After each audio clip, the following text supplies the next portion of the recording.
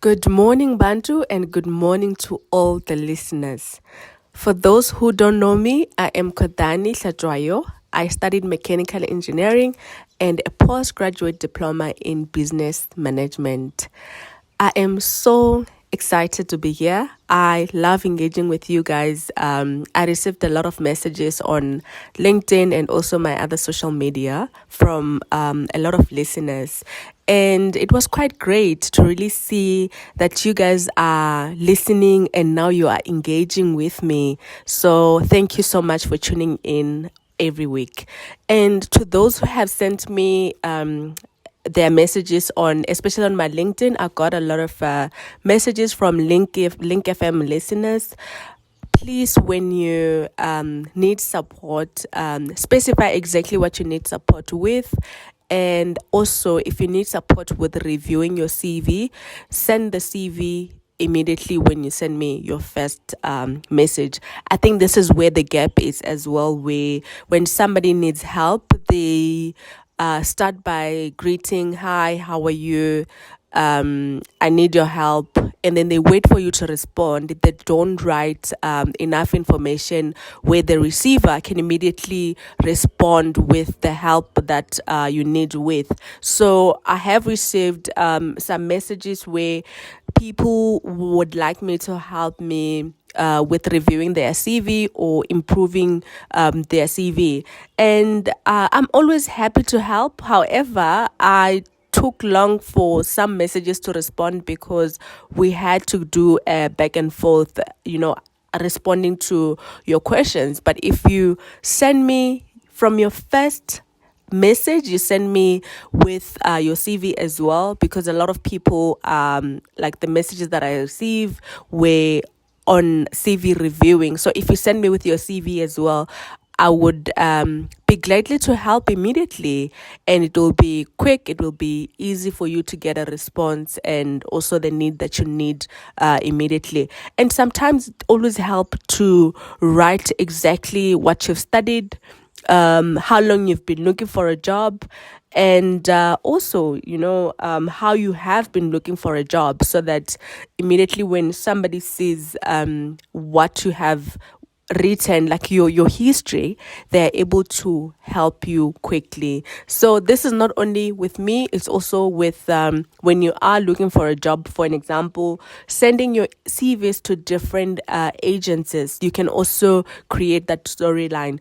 I like to say that when you send someone an email for applying for a job, or when you need help from the receiver, always make sure that the receiver can connect to your story. So when you are sending an agent to include your CV in their database, maybe you're not applying for a specific position, but you would like them to include your CV in their database.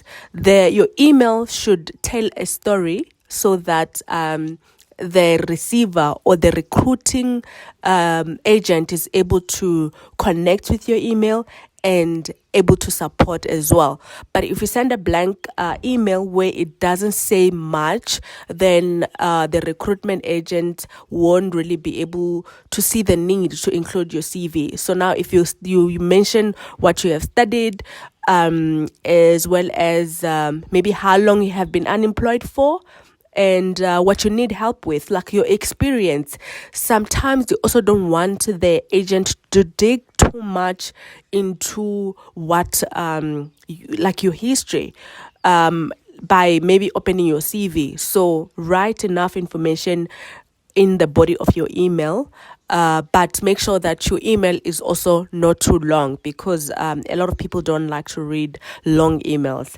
And now I would like to move to the guys who have received interviews, invitations, and also the ones who've received their contract. Wow, that was amazing. When I saw your messages, especially, I think two people got a job after looking for jobs for so long, and also going for interviews for, I'm not sure, there's one person that we were engaging, I think, since last year, and we reviewed their CV, and after reviewing the CV, they were actually not getting any callbacks. And then after reviewing the CV, improving the CV, they started getting callbacks. And now they got a contract that's starting next month. So I was quite happy to hear that news because I mean the end goal is to see someone smiling. So I was very excited. And unfortunately, I couldn't help two ladies who also got interviews, invitations, and they wanted me to support. So my week was so hectic, so I couldn't really make time for interview support. But I am gladly always happy to support with interview preps. And to hear someone saying that I've got 3 interviews lining up now after we have reviewed my CV, that was mind-blowing for me. Like, I was so happy that at least I'm not just, I'm not misguiding you guys. So we can also see the fruits from the seed that you have planted. So I thought we should just continue with the CV writing today, because there were also a lot of questions that came up last week from last week's conversation. So one of the questions were, why do you say that we must not put our pictures, whereas some of the recruitment or recruiting agents, they ask for our pictures? So if you recall last week, I explained that please always read the job requirements on the job advert. So write your CV based on the job requirement. Last week I was applying for this other program, and from the program they wanted my CV, and from what they wanted from the CV was they want a black and white written CV. No picture must be included and no color. So that means that I had to alter or tailor my CV to meet the requirement. So really reading the requirements and tailoring your CV to meet the requirement is what's most important. But if you are doing a general CV, then you should do a general CV without a picture, because you don't want, like for somebody to judge you from your picture, not from your work experience. So that's where I was coming from, that just when you if nobody is asking for a picture, don't do it. But if they're asking for a picture, please do it. Hence, it is very important that you read the requirements on the job advert. And now I would like to move to the second question, where I was asked, why do you say we should not apply for a lot of jobs? And I mean, in South Africa, it's hard to find a job, and you want to apply for every job that you come across with. So I don't really agree with that. So that was the question. And I'm happy to also, get people who disagree, so that we can have like a more clarity on where I was coming from. And that's why I always say, when you disagree, you should always give me your why, so that I can understand why you're disagreeing, because what I'm sharing is not applicable to everything. So there are also other ways of doing things that are also great. So I'm not also the information that I'm sharing is very limited due to the time. So some of the information that I share, I'm unable to expand it due to the time, to the limited time. So if you do have questions on what I'm sharing, please always come to my inbox, either on LinkedIn or TikTok or Instagram at Kodani_H, LinkedIn at Kodani Hladwayo, and ask, why was I saying these are the don'ts or these are the do's, and these are supposed to be maybe the do's. So please do come to my inbox and ask questions.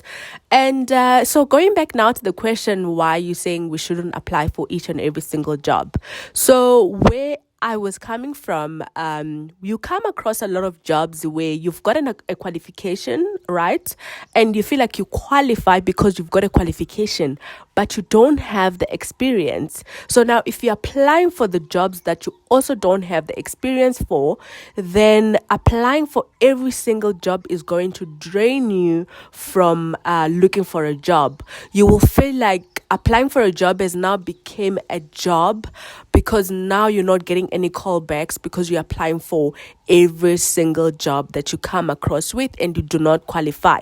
So the energy that you are spending on applying on each and every single job, you should spend it on applying for only the jobs that you qualify for and tailoring your CV according to the requirements from the jobs that you qualify for. So that's why it's quite important that you really don't just push the button. I remember when I was also unemployed and I was looking for, for job, I was applying, and we used to just call it, well, my CV is, for an example, the websites, the popular websites that like Pnet.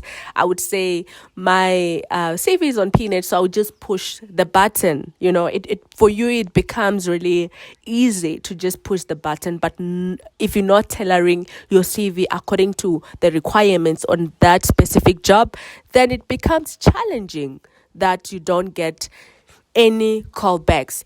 And the nice thing about applying for only the jobs that you qualify for and you have improved your CV according to the requirements, it would help you to, if you get then a rejection, then you are able to follow up with, you would like to find out why you were rejected for this specific job. But if you have applied for the job that you do not qualify for, in terms of the work experience, but you have the qualification, then you are unable to follow up to say, why was I rejected for this specific job? Because the answer is going to be, you don't meet the minimum requirements. And one of the things that are included on the job advert is, for an example, nationality. You must be South African, and then I know now a lot of companies are looking for females, so I think some of the jobs do specify that they're looking for females, and some of the jobs also specify, the jobs advert also specify the region that you should be coming from. So now when you have your CV that does not include nationality, gender, as well as the region where you're coming from. So this is when you would tailor your CV to include what is required for that specific job, so that when the receiver of your CV or HR or recruitment agent, when they receive your CV, then they see that you fit the profile of what they are looking for. So that's why it's quite important that you always read what is required. So I hope really this answers those two questions that two people have asked on my social media. So yeah.